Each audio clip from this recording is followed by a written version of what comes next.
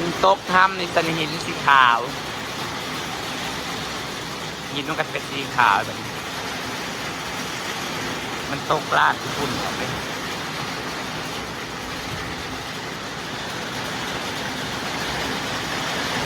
ไทยแต่นี่จะดินแดง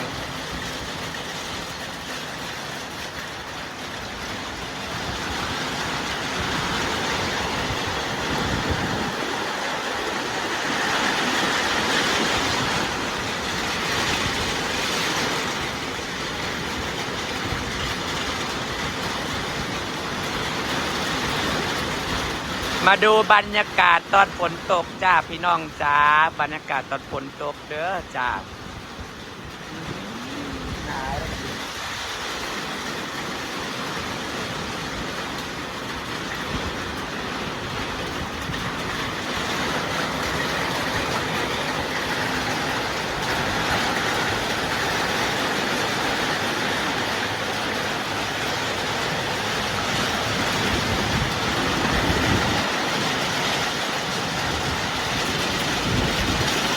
เข้าไปได้เข้าส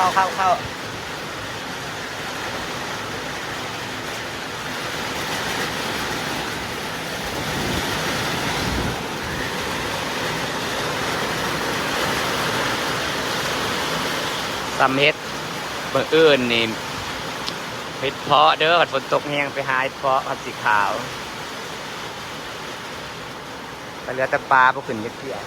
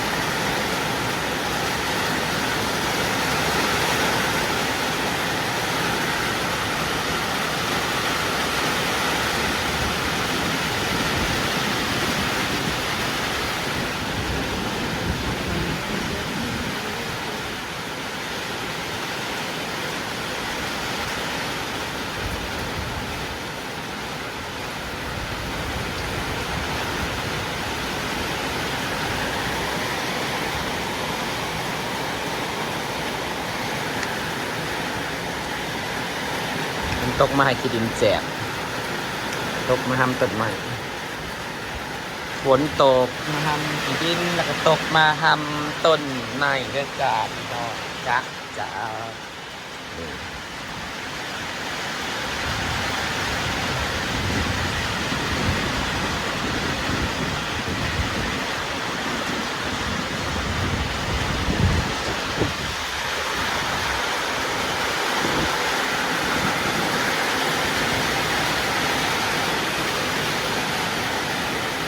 มาบ้านกันย่างเป็นปีถึงฝนดีมากมันตกดีจังเลยเอาโหลดข่าวแป๊บเดียวเปียกซ้ำข่อยฝนแห้ง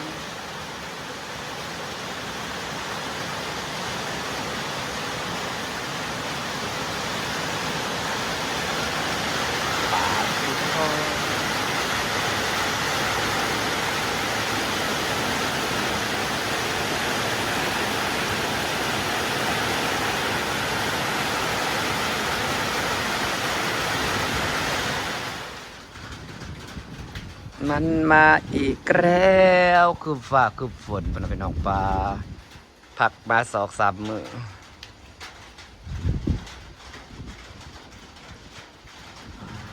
บรรยากาศทั้งดีทั้งฝนตกจ้าแดดไป2 มื้อฝนมาอีกเฮ็ดก็สิออกอีกแค่นี้เฮ็ดก็ออกหลายแล้วจ้าต้นไม้สีเขียวเราเป็นยังไงบ้างนะคะพี่ดองจ๋านี่ต้นไม้สีเขียวเราได้หินมาปูเฮือนแล้วมันก็สีขาวกับตูปลูกต้นไม้ที่บ้านนี้พี่น้องมันก็สีขาวกับปลูกต้นไม้กับสีเขียวหินสีขาวเทตามข้างๆเฮือนนี่จ้ะเทมาสีเทมานี่ตรงนั้นก็จะเป็นรั้วเกาหลีนะคะรั้วเกาหลีไม่ต้องสูงว้ายเม็ดใหญ่ทุกคนนะ นี้เราก็ทางยาเสร็จหมดแล้วเอารถเข้าไว้ก็ทดมาก